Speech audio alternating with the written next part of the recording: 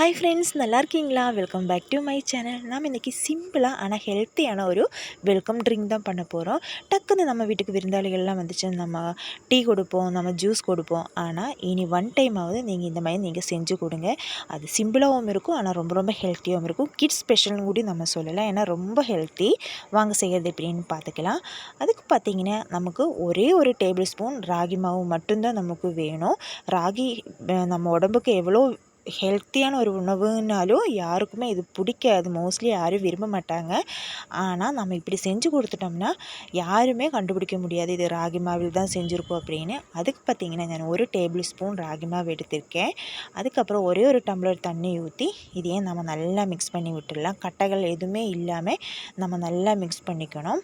இப்போ பார்த்திங்கன்னா இப்போ ரெடி ஆயிடுச்சு. இப்போ அடுப்பு பற்ற வச்சு ஒரு கடாயை வச்சுக்கோங்க. கடாய் சூடாகவும் நம்ம இந்த மிக்ஸ் பண்ணி வச்சுருக்கிற நம்ம ராகி மாவை அதுக்குள்ளே போட்டு நாம் கூழ் மாதிரி பண்ணி எடுக்க போகிறோம். ஃபஸ்ட்டு ஹை ஃப்ளேமில் போட்டு அப்புறம் லோ ஃப்ளேமில் வச்சுருங்க. இது ஒரு 2 நிமிஷம் தான், டக்குன்னு இது நல்லா கட்டியாகிடும், கூழ் மாதிரி ஆகிடும், உங்களுக்கே தெரியும். அவ்வளோதான், நம்மளுக்கு ரெடி ஆயிடுச்சு. இது நம்ம ஓரமாக வச்சிடலாம், அது பாட்டுன்னு ஆறட்டும். இப்போது நான் 2 கேரட் எடுத்திருக்கேன். அந்த கேரட்டை நம்ம வேக வச்சு எடுக்க போகிறோம். இது அங்கே இருக்கட்டும். கேரட் நல்லா வெந்துடுச்சு பாருங்கள். இதனால தான் நான் கேரட்டு சேர்த்திருக்கனால தான் நான் சொன்னேன், ரொம்பவும் இது கூட ராகி கூட சேர்ந்து கேரட்டும் கூட இருக்கும்போது ரொம்பவும் ஹெல்த்தின்னு நான் சொன்னேன்.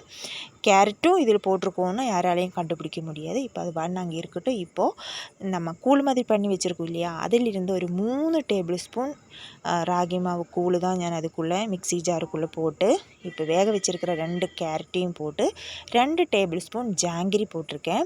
ஜாங்கிரியும் நம்ம உடம்புக்கு ரொம்பவே நல்லது. சுகருக்கு பார்த்துட்டு பகரமாக நான் அதை சேர்த்திருக்கேன். இப்போ அதையே ஒரு அரை டம்ளர் தண்ணி ஊற்றி ஜூஸ் மாதிரி அடித்து எடுத்துட்டோம். அதுக்கப்புறம் பார்த்திங்கன்னா ஒரு டம்ளர் பால் மில்க் ஊற்றி நான் அடித்து எடுத்துட்டோம். இப்போ நம்மளோட ட்ரிங்கு ரெடி ஆயிடுச்சு. இது பார்த்திங்கன்னா இப்போவுமே அந்த ராகி நம்ம கூழ் அங்கே பேலன்ஸ் இருக்குது. இது 2 பேத்துக்கு தான் நான் செஞ்சுருக்கோம். நீங்கள் இது ஒரு 5 பேத்துக்கு ஒரு ஸ்பூனில் 5 பேத்துக்கு இல்லைன்னா 6 பேத்துக்கு நீங்கள் இந்த ட்ரிங்கை ரெடி பண்ணலாம். இது ரொம்பவே உங்களுக்கு ஒரு ஹெல்த்தியான உணவு.